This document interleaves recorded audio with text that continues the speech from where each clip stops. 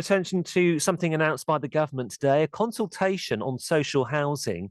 Under this, people with close connections to the UK and to their local area are going to be favoured for social housing.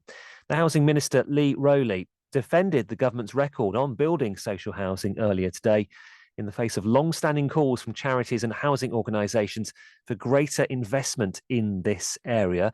A government overhaul of the social housing system will also ban antisocial tenants and some criminals.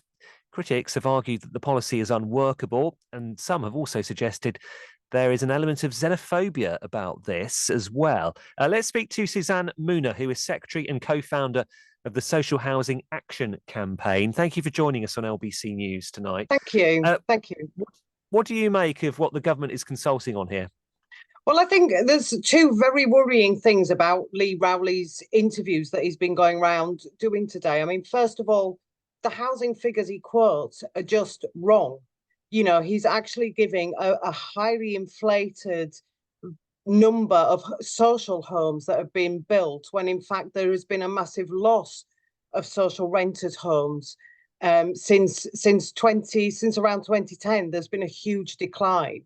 So what he's quoted is just the number of homes built, without talking about the number of social rent homes that have been sold through right to buy or through other processes, or demolished, or where the type of rent has been converted to a higher rent. So actually, we've ended up with a net loss of about 210,000 over the last decade. So it's just wrong to say that there's been this huge increase under this Conservative government in social housing. So I think that's one really worrying thing, and he's not really been challenged on this. The second is there's absolutely no link between immigration and housing shortages. So Equality and Human Rights Commission, for example, did a study in 2009. The government did their own study in 2014 to look at whether there was a link, and Oxford University did a study in 2022. And repeatedly, there has been no ability to establish any kind of link between immigration and housing shortage.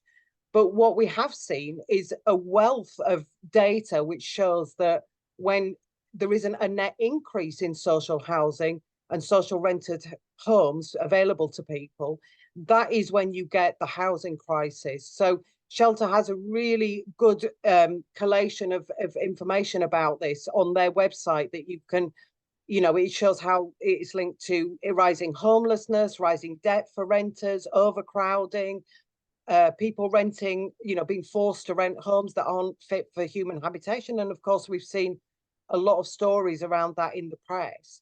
So what we really need them to be focusing on is not trying to divide and rule renters and pit one group of renters against another and make out that actually, you know, as you say, I mean, we would be, you know, calling it xenophobia as well.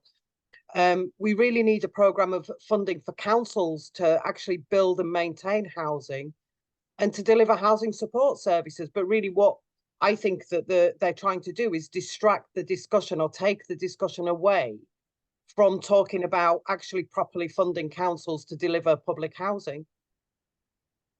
And yeah, and why do we constantly seem to be in this loop where we're talking about not having enough housing? I mean, what can unlock things here? I think it is this reluctance to invest in council services and council. You know, it's this idea we've got to bring the private sector into everything. And actually the private sector, which is housing associations and in some cases the big developers that we know about, is, you know, bringing them in has not helped to resolve the housing crisis. It's made it worse. That actually what we need is public housing under public control, so we can control how much is built. You know, we can make sure that it's not getting sold off. We can end right to buy.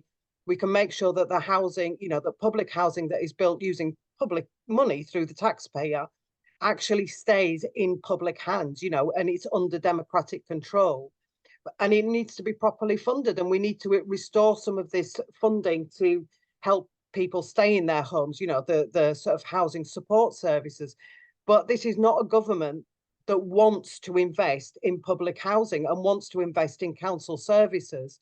So I think that's why we're seeing an attempt to, and why we constantly see this housing crisis and scratching our heads and how can we solve it? Well, actually, it's because they don't want to accept what is repeatedly shown as being the best solution in terms of delivering housing where people need it, in the numbers that people need it, and also in the, you know, the types of housing that people need as well. Suzanne Mooner from the Social Housing Action Campaign, thank you very much for joining us on LBC News this afternoon. This is Thank you. LBC News.